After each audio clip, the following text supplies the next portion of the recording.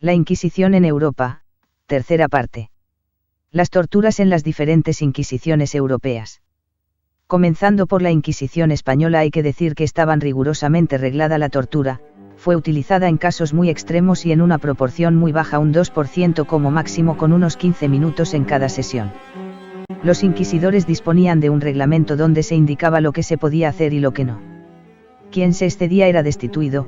Este fue el resultado de un estudio realizado de 7.000 casos sobre la Inquisición en Valencia.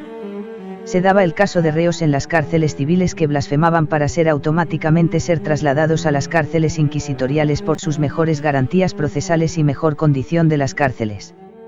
El comportamiento de la Inquisición española es calificado en comparación con otras como impecable mirando las circunstancias que rodeaban las otras inquisiciones. En Inglaterra era permitido torturar o ejecutar o descuartizar a una persona por el simple hecho de dañar unos jardines públicos, o en Alemania se podía llegar en las torturas a perder los ojos. En Francia era permitido torturar y despellejar vivo al acusado. En la terrorífica España nunca se practicó este tipo de torturas, ya que, por ejemplo, estaba prohibido torturar a las mujeres embarazadas o criando y a los niños menores de 11 años. Aunque ya se ha mencionado lo reglada que es.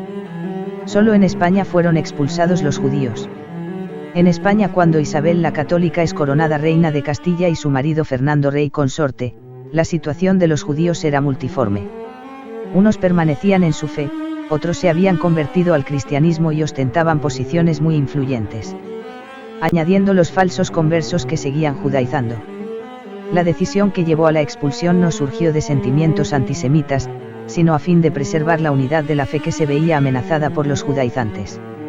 En cambio, como he dicho anteriormente, los países que se unieron al cisma de Lutero vivieron unas características muy diferentes de lo que supuso la Inquisición española, ya que no hubo un tribunal como tal que investigaba con garantías procesales y con derecho a la defensa, sino un sistema de represión, tortura y ejecución, aspecto que es muy desconocido, tratado y concebido como un mar de libertades, respeto y de derechos, es decir, una imagen totalmente falsificada.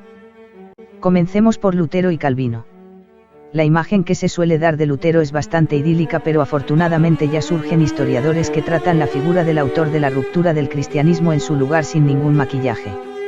Una de las características desconocidas de Lutero es su antisemitismo patológico. Aquí tenemos unas frases sacadas de sus escritos titulados sobre los judíos y sus mentiras. Los judíos son hijos del diablo. Hay que impedir que los judíos destruyan a la sociedad cristiana y específicamente a la alemana. Hay que destruir sus casas.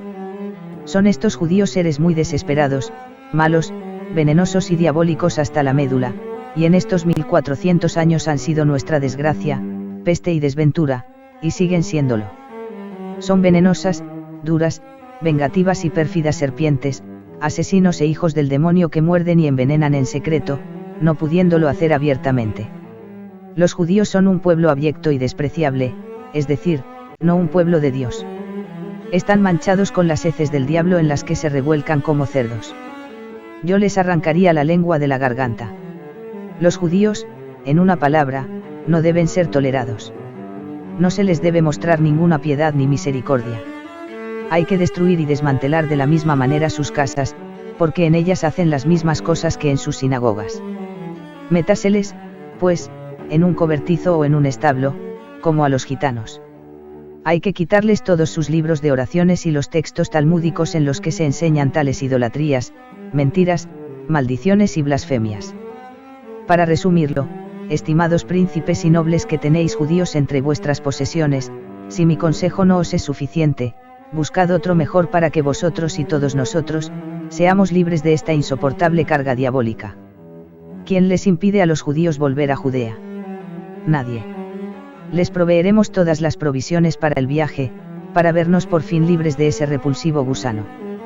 Para nosotros, ellos son una grave carga, la calamidad de nuestra existencia. Son una peste enclavada en nuestras tierras.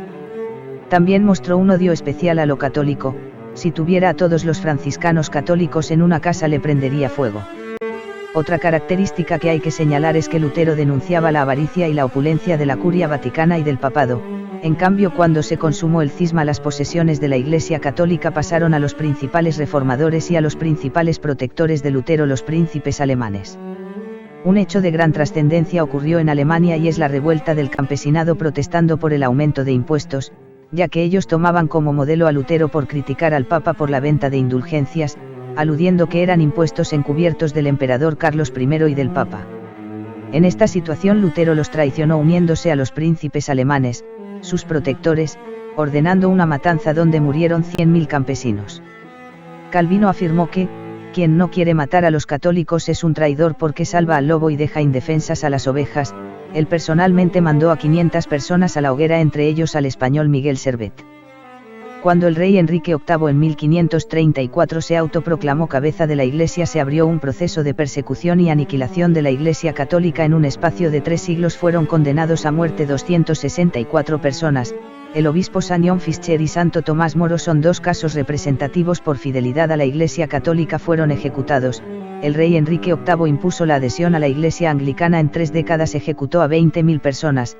Los bienes de la Iglesia católica fueron expropiados e incorporados a la corona y administrados a las élites inglesas fieles al rey. En 1585 el Parlamento inglés dio un ultimátum a los sacerdotes católicos de 40 días para que abandonasen Inglaterra bajo pena de muerte.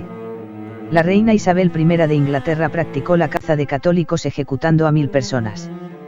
También fueron perseguidos los calvinistas, anabaptistas, luteranos, cuáqueros. En Francia, la noche del 23 al 24 de agosto del 1572 se llevó a cabo la matanza de hugonotes, protestantes. El hecho comenzó en París, pero se extendió por muchas ciudades. Se le llamó la noche de San Bartolomé. Fueron asesinadas unas 20.000 personas. En 1535 fueron asesinados 18 frailes cartujos descuartizados y expuestos en la plaza de Tyburn en Londres. En 1537 una serie de católicos irlandeses se rebelaron pidiendo sus derechos de libertad religiosa. Fueron ejecutados 216 personas. Previamente se les sacaba a tirones los dedos, les quemaban los cuerpos con hierros ardiendo y les quebraron las piernas y se les cortó la lengua. Brujería e Inquisición. Otro hecho totalmente falsificado y relacionado con la Inquisición española, en lugar de enfocarse a sus lugares más indicados, como fue Alemania, Francia, Inglaterra, etc. Ya que en España fue una cosa residual donde la Inquisición declaró que la brujería era producto de la fantasía y la superstición. En el norte de Europa en 1486 con la publicación del libro, Malleus Maleficarum. Este libro causó en el norte de Europa una psicosis. Se culpaba a las brujas de la mayor parte de los males, incluido el mal tiempo, pero la Inquisición española declaró que ese libro era falso. En 1538 la Inquisición española alerta de nuevo a sus tribunales de que no deben hacer caso a semejante libro. La Inquisición se ocupó relativamente poco de los asuntos de brujería y que aplicó sentencias benignas, para la época. Por ejemplo, en el Tribunal de Santiago de Compostela no llega al 7% el número de causas relacionadas con la brujería, y de ellas todas, excepto 2, fueron sancionadas con una simple abjuración. Los tribunales de Toledo y de Cuenca no pronunciaron ninguna sentencia de muerte por brujería en los 307 procesos que iniciaron por ese tema, y en muy poco se aplicó la tortura. En 1591 el Tribunal de Toledo no condenó a muerte a una mujer que confesó el asesinato ritual de varios niños, mas recibió a cambio 200 azotes, no sabemos si por bruja o por mentirosa. Aquí mostramos una instrucción de la Inquisición a sus tribunales para cómo actuar ante las personas que se acusaban de brujería. Que no procede en estos casos por solo la forma de ser brujos y hacer los dichos daños, sino testifican de haberlos visto hacer algunos daños, porque muchas veces lo que dicen han visto y hecho les sucede en sueños y juzgan se hallaron en cuerpo y lo vieron e hicieron con los que testifican y les figura el demonio cuerpos fantasiosos de aquellos que dicen vieron sin haberlos visto ni hallándose allí para que hagan esos daños de inflamar en peligro a los que no tienen culpa. De las ejecuciones por brujería en España, solo el 10% se deben a la Inquisición, el 90% restante fue obra de los tribunales civiles. Lo que vemos en todo momento es que, a pesar de la crueldad de los tribunales inquisitoriales, teniendo en cuenta el funcionamiento general de la justicia de la época, la Inquisición era más sensata y misericordiosa que los tribunales civiles. Se calcula que hubo cerca de 100.000 causas de brujería en Europa, de las cuales, la mitad, o sea, unas 50.000 personas acabaron en la hoguera. Pero, como podemos ver, la intensidad de las persecuciones varió mucho de país a país. Estos son los datos más actuales del ajusticiamiento de la brujería. Observaciones: Aquí van incluidas las ejecuciones llevadas a cabo por los tribunales civiles y por la Inquisición. En España la Inquisición ejecutó a muerte a solo 27 brujas que no eran solo acusadas de brujería sino de delitos graves como asesinatos. La decisiva investigación de Alonso de Salazar y Frías, 1564-1636, hizo que la Inquisición desechara definitivamente la acusación de brujería. Gracias al Santo Oficio se salvaron de la hoguera unas 10.000 personas. Es el caso de las brujas de Zugarramurdi. En medio de la histeria colectiva, el Santo Oficio abre una investigación seria y decide proclamar el indulto para todas las brujas, aunque hubieran confesado su culpa. El inquisidor Alonso de Salazar Frías fue enviado a Navarra para realizar una investigación sobre los hechos. Durante 8 meses de trabajo interrogó a 1.802 presuntas brujas y comprobó con testigos la inexistencia de los imaginarios aquelarres. También sometió a examen médico a muchachas que decían haber fornicado con el demonio, descubriendo su virginidad, y mandó analizar ungüentos y pócimas maléficas, que resultaron ser inocuas. Realizó diversas pruebas y preparó un informe de 5.000 páginas, llegando a la conclusión de no haber descubierto el menor indicio por el que inferir que se hubiera cometido un solo acto verdadero de brujería, y recomendando reserva y silencio, ya que no hubo brujas ni embrujamientos hasta que se habló y se escribió de ellos. Los informes de Alonso Salazar sobre la gran persecución de la brujería vasca de 1609 a 1614 son únicos en la historia de este fenómeno. Ninguna otra fuente procesal recoge tan minuciosamente la persecución de las brujas. Alonso de Salazar Frías se basó en centenares de interrogatorios a las víctimas realizados, por primera vez en la historia europea, sin torturas ni forzamientos de ningún tipo.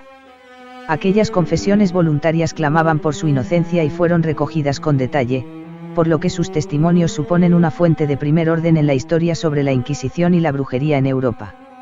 El secreto en la Inquisición española. La Inquisición española, al contrario que las inquisiciones de otros países, utiliza el secreto como arma fundamental. No se informa al acusado de que está siendo investigado, no se revela la identidad de los denunciantes o testigos, no se permite a nadie involucrado hablar del proceso. Lo peor de todo es que el acusado, si finalmente va a juicio, a menudo debe confesar su delito o demostrar su inocencia sin saber siquiera de qué se le acusa, lo cual puede crear situaciones verdaderamente surrealistas. Es también este secretismo el principal responsable de que la Inquisición haya podido ser difamada y desvirtuada enormemente, pues defender la falsedad de esas mentiras obligaría a explicar las verdades, y éstas eran secretas. Sus minuciosos archivos eran igualmente secretos y no podían investigarse. Es solo en el siglo XX, cuando esos archivos han sido públicos, cuando los investigadores han podido descubrir al fin cuál era la verdad sobre la Inquisición española. El 18 de abril de 1482, movido por las quejas elevadas ante la actuación de los inquisidores, el Papa Sixto IV dicta una bula por la que les ordena que publiquen y den a conocer los nombres, declaraciones y manifestaciones de los acusadores, de los denunciadores y de los promotores de todo aquel proceso inquisitorial, y también los testigos, que más tarde habían sido recibidos a jurar y declarar, y se abra todo el proceso a los acusados mismos y a sus procuradores y defensores, negando validez a las declaraciones que no llenen tales requisitos. Fernando el Católico se limitó a ignorarlo y esta bula, como otras posteriores en el mismo sentido, no cambió las cosas. El Papa León X emite 3 breves intentando de nuevo poner fin al secreto judicial, pero fallece 2 años después sin haberlo conseguido. Así que el secreto procesal no es culpa de la Iglesia, que luchó por suprimirlo, sino imposición del rey. Algo que en teoría debía ser la excepción, en la Inquisición era la norma. Y, sin embargo, no deja de tener justificación, al menos si consideramos cuál era la función de la Inquisición en España, preocupada de mantener la unidad de la fe en una monarquía llena de judíos, musulmanes e indígenas provenientes de religiones paganas, situación a la que ningún otro país europeo tuvo que enfrentarse.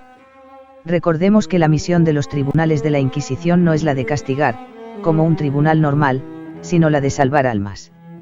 La abolición definitiva de la Inquisición se produjo por un Real Decreto de 15 de julio de 1834 por iniciativa del liberal moderado Martínez de la Rosa. Manuel López Gómez. Orden franciscana secular.